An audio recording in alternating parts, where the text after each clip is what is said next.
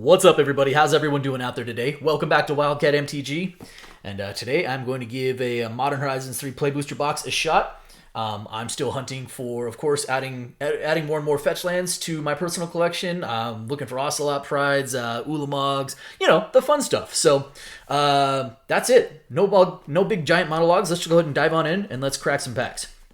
As of the filming this video, these boxes are sitting now currently at about $215.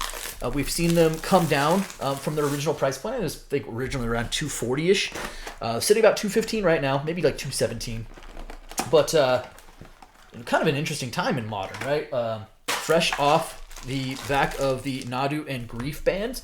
So on one hand, I think we have an idea of what kind of cards might be good in Modern. On the other hand, it kind of feels like it's wide open again, right? So, interesting stuff. Modern Horizons 3, I think, has certainly lived up to the hype. Certainly lived up to the reputation of Modern Horizons. Path of Annihilation. First rare is a Spy Master's Vault. Dreamtide Whale, sure.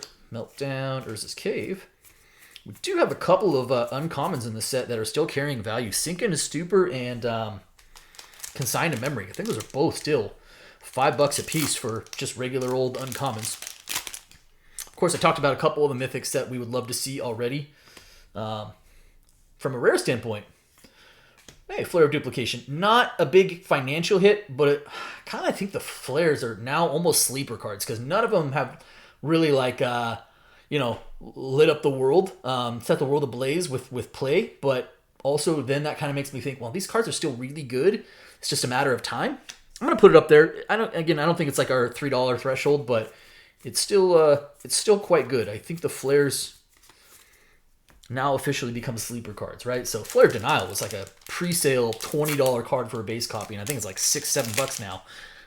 I will say it's been $6-7 for like a month. To me, the fact that it hasn't continued to dip means people are probably holding them.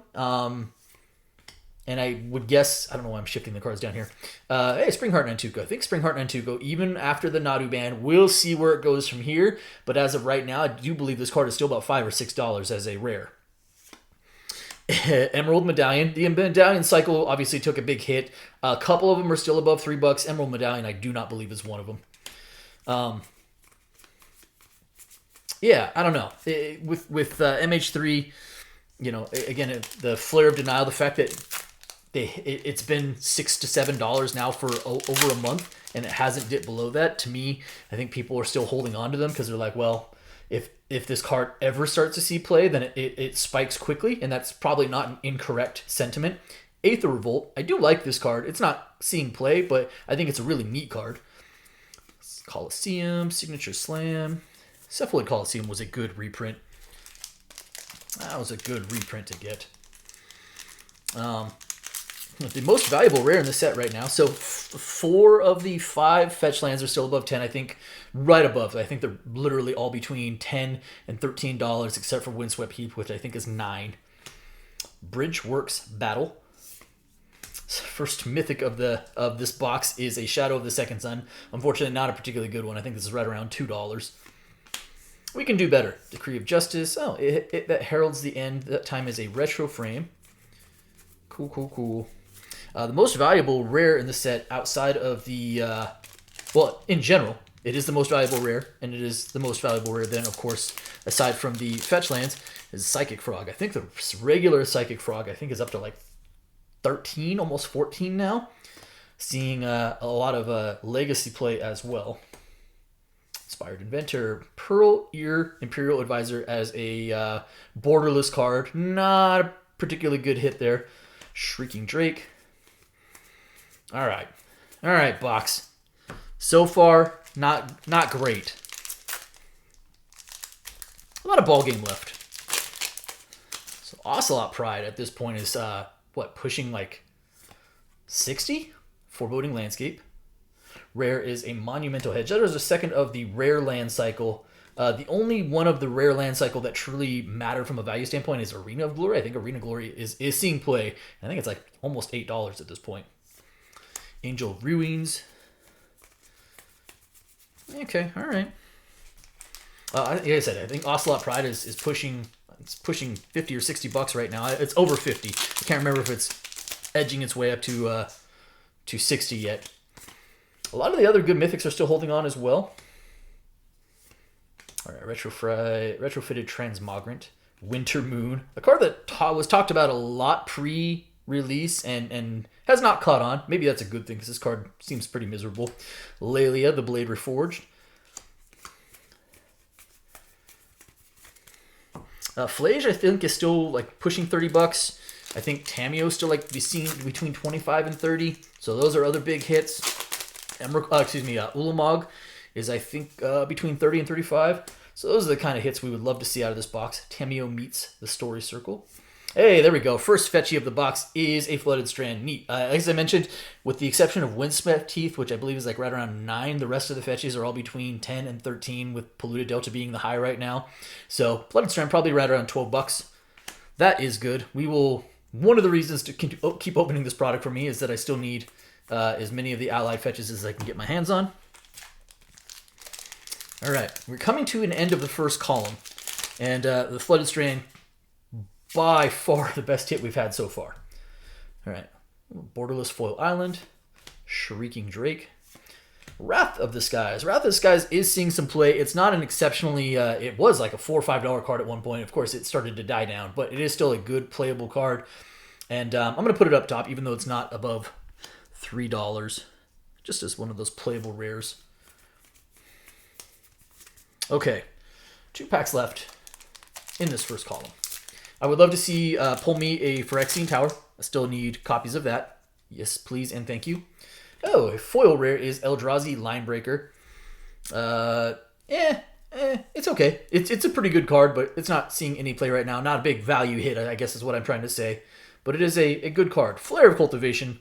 Again, the second of the flares. None of them have caught on at this point, and to me, it's just like, it feels like only a matter of time. I had a feeling the restriction was going to be, in order to play them for free, was going to be more than what we kind of originally were making it up to be. Like, the fact that it has to be a creature color of that particular color and has to be non-token. I think the token aspect is the big driver there. That makes it a lot more restrictive. Sneaky Snacker. Hey, Fanatic of Ronus. I think Fanatic of Ronus is still like a $7 card, so that is actually a really strong rare hit for us. An Ophiomancer. Retroframe Victimize. Haven't seen any Sink into Stupor or Consign to Memory yet. All right, into the second column. First column, not great. Not awful, but leaving a lot to be desired there. All right, Glasswing Grace. Roshin. Yeah, we're starting off strong in the second column. Philia. Gosh, I can't remember if Philia is above 3 or still or not. I don't think so. I'm gonna put it down. I don't think so. Curse Mirror, pretty good card. Also not a big value hit. All right. Also need a Johnny. I think a Johnny's still like 20 to 25 as well. You know, the value stuff, the value mythics. Let's see some of those. Hey, Kozilek's Command. There's a good rare. I think Kozilek's Command is still between $8 and $9. So that is one of the stronger rares from a value standpoint, and just a really good card. Really, really good card. When they shot up to like, what were they really? Shot up to like 14 or 15 at one point, and I was like, yeah, I think I have to unload them, and I did. And then since they dropped below 10 and they were like 8 or 9, it's like, okay, I think I'll start hanging on to them.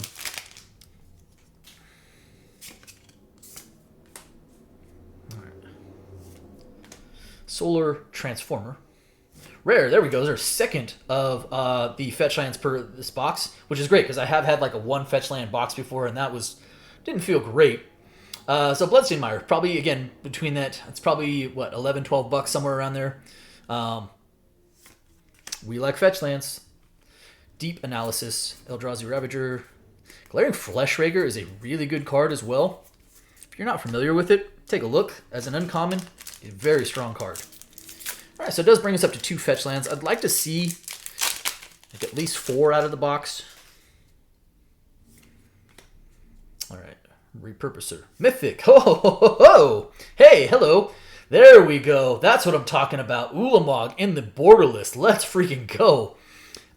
Yes, please, and thank you. I think this is about $50 for the borderless version for the non-foil. The foil version, I think, is like 130 or something like that. That is excellent. That is the kind of hit we needed. Beautiful, beautiful. Absolutely slides right into my personal collection. Very happy with that pull. Warm Power Stone. Hey, consigned memory. There's a $5 uncommon. That's what I'm talking about. This is the Modern Horizons 3 I was looking for. Okay. That is a tremendous hit for us. Much better pack there. All right. Bountiful Landscape. Sure. How about double your Eldrazi, double your fun? Kozilek is not a particularly valuable card at this point. I want to say it's like $7 or $8, I believe. It's an Eldrazi. I'm gonna keep it and I'm gonna hang on to it because I think pretty much all the Eldrazi, the Titans, I should say, are good in their own right. But he seemingly was the weakest of the three when they were spoiled, and it has turned out to be that way thus far. I'm not saying it's not strong. I think it is mostly a commander card, where it is most likely to see play.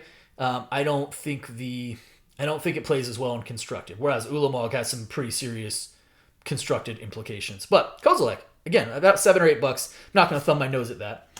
Strict Serenade, a good playable rare, but not a value target at this point. I'm going to throw that Ulamog on top because it's awesome. It does bring us up to 3 mythics. I want to say that these Play Booster boxes seem to be good for about 5 to 7 mythics on average. So we still have some runway there. All right. Cephaloid Coliseum as a foil. That's neat. Amphibian Downpour. Yeah. Sylvan Safekeeper. That was a good reprint. I was glad to see that reprinted in the set. Okay. Probably puts us just about the halfway point in the box. Now on the back of 2 fetch lands plus a couple of at least stronger mythics and the Kozilek's command, we're in a better spot. Still going to need some help. The box cannot take a nap. Chthonian Nightmare. I want to say, gosh, is Chthonian Nightmare around $3? I could be incorrect about that. I'm going to put it up top. Distinguished Conjurer, Dreadmobile. Yep. Okay. Chthonian Nightmare is, in fact, a good card, though.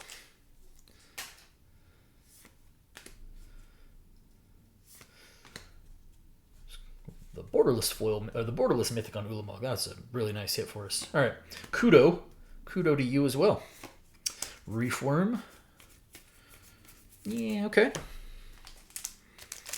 Haven't seen like a lot, maybe a handful of packs.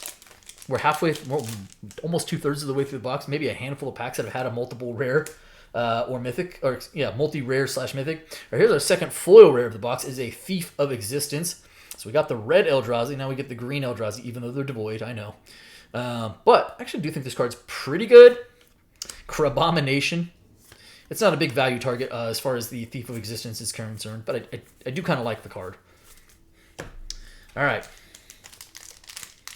Would not mind seeing a Necrodominance. And Necrodominance is, I don't want to say only, but only like $8, maybe $9 at this point. But I wouldn't mind seeing one of those. Recruiter of the Guard or whatever that is. In the stamped treatment. Seething Landscape. Rare is Nadu. Sure, Nadu is still technically like $3 at this moment. Bye, Nadu. You're not welcome here anymore. Get Sabine's Reclamation out of that pack as well.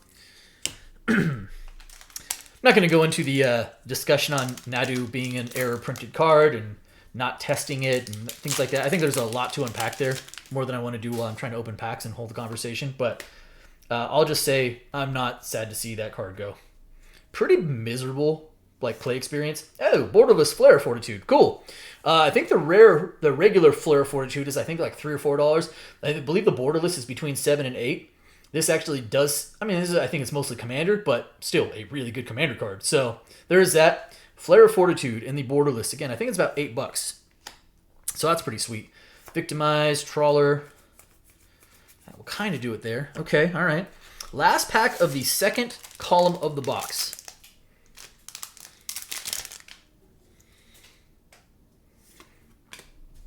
All right. Plains. Deceptive Landscape.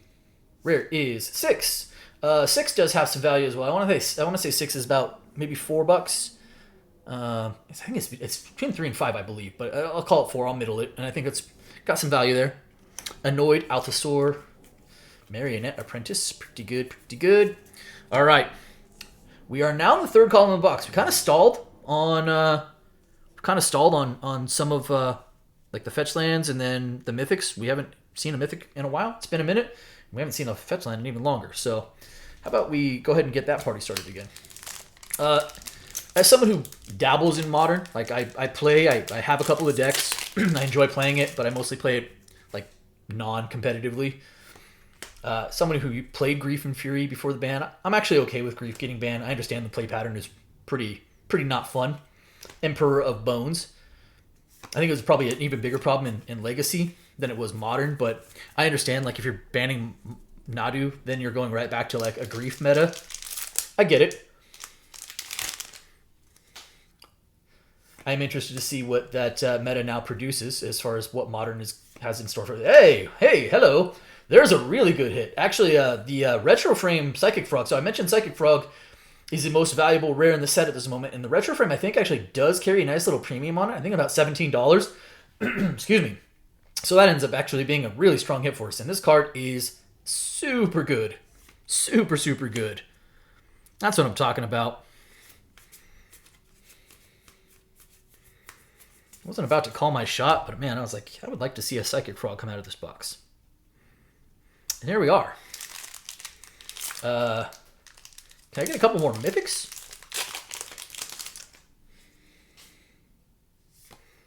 Foil Reef Worm. Rare is a Sowing Microspawn. Actually, a strong card as well. Is seeing some play, I think, Legacy? I don't think it's seeing a lot of Modern play, but certainly Legacy. And I do believe this is about $3 as well. As well as a Toxic Deluge. Also carrying some value. Way down from its highs, but still probably in the $4 neighborhood. So between the Sowing Microspawn and the Toxic Deluge, pretty good pack. Don't mind seeing playables there.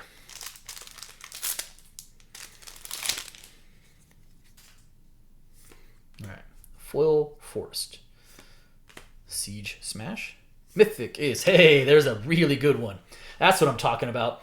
I wasn't quite sure what to make on the Flage hype. Like, it obviously shot up, and I wasn't sure when it surpassed, like when it was like 35 and approaching 40, I was like, maybe I should be selling this card. And so I did. I sold a bunch of copies of it. I'm glad to see that it actually wasn't just hype. That Flage is still actually a card that is seeing play, is just quite good. It's still carrying a price tag of about $30 right now. And again, with Modern now kind of being wide open again, who knows? But at this point, this is about a $30 Mythic. That's huge. Huge. Okay. That's what I'm talking about. So of our 4 Mythics so far, and you can kind of maybe thumb your nose at Kozilek if you want, because it's, probably value of like $7 to $8. Ulamog and Flage, though.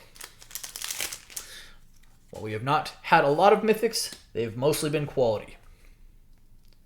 Rare Abstruse Appropriation. Invert Polarity, a really neat card. At worst, it's a counterspell. At best, it's a I just stole your thing.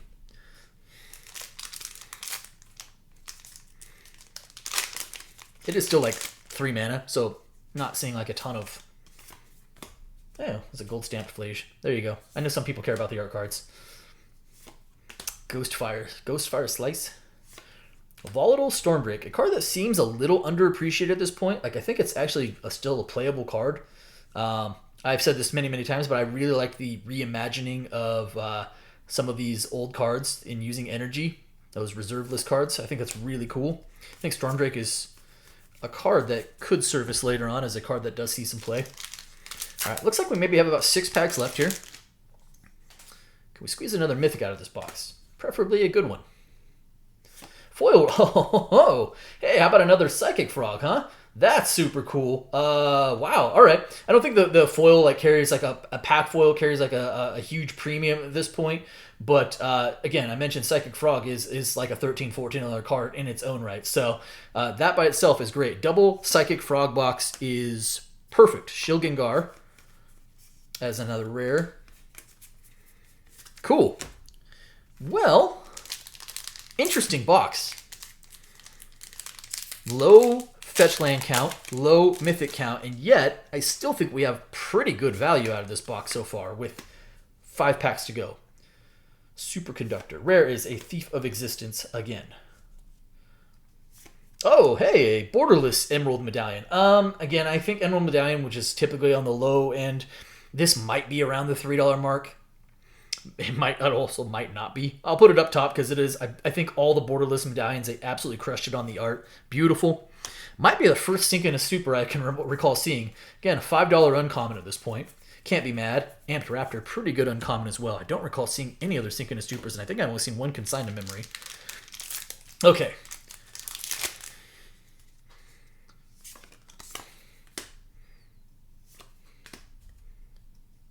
Mythic. Hey, there's a good one. Nice. Nethergoyf was sitting at like 20, and I sold a bunch of them when they were sitting at 20 because I was like, I don't know if that's real or not. Got down in like the $10 to $12 range, and now is kind of working its way back up because I think that there's a post-Nadu meta that's like, yeah, Nethergoyf could actually make a big impact. I think it's like 16 right now, so that is still a good quality Mythic Forest. Can't be mad. Pearl Medallion, again, I kind of talked about the medallions. I don't think this one's over 3 at this moment. But Mythics have officially shown up. So we are at 5 Mythics. I actually haven't seen a Commander Mythic, which maybe I should be really happy about that. And I've just doomed myself to open one of my last 3 packs. But 5 set Mythics and 4 out of 5 really good. Because like it's debatable, but still 3 out of 5 really good. Solstice Zealot. Hey, another Mythic. This one is not high on the scale, but it is also not a nothing burger. I want to say Eladamri is about $8, so honestly, it's in Kozilek range. I'm going to put it on the right side just because I don't want to rearrange the cards again at this point, but Eladamri is a good playable card, and I do think it has about $7 or $8 of value, so not upset. Symbiote. Okay. 2 packs left. Can I get a fetch land?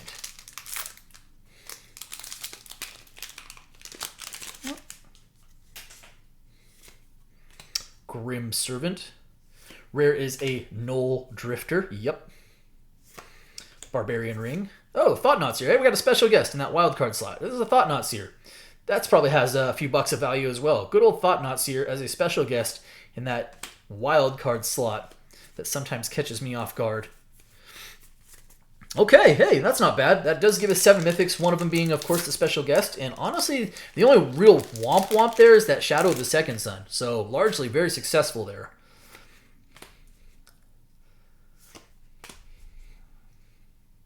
Rare is a White of the Reliquary. Cool card. And that will do it there. Oh, Bear to Life. I like that as an uncommon. I know it's like 50 to 75 cents at this point, but it's only a matter of time. All right, so let's talk about this real quick. So 7 Mythics, and honestly, other than the Shadow Second Sun, which is like $1.50 to $2, something like that, Eladamri, Thought-Knot Seer, Kozilek, great mid-tier stuff there. Nethergoyf, I think like 16. I think Flage like 30, and I think that Ulamog is pushing 50. So I know it's not an Ocelot Pride, but I'm not going to feign being upset because that's a really good Mythic that definitely goes in my personal collection. 2 fetch lands. I was kind of hoping that would be like more like 3 or 4, but yeah, I've had worse boxes. I had a 1 fetch land box. Among the other rares, double Psychic Frog is huge. I mean, that's probably $30 plus between the 2 of them. I think the Borderless Flare Fortitude is between 7 and 8. Kozilek's Command around 7 to 8. Fnatic Ronis, I think, is like 6. Springheart and Antuka about 5, and then just a bunch of other like $3 plus just a couple other good playables. So I'm pretty happy with this box overall. Like I really am, and I think from a value standpoint, ends up being pretty solid for us as well. Like no real complaints. Anyways, that's gonna do it for me today. I hope you guys enjoyed the video, and if you did, do me a favor, if you're not subscribed already, hit the subscribe button for me, hit the like button for me, and by all means, drop me some comments. I appreciate each and every one of you. Thank you so much, everybody, and be well.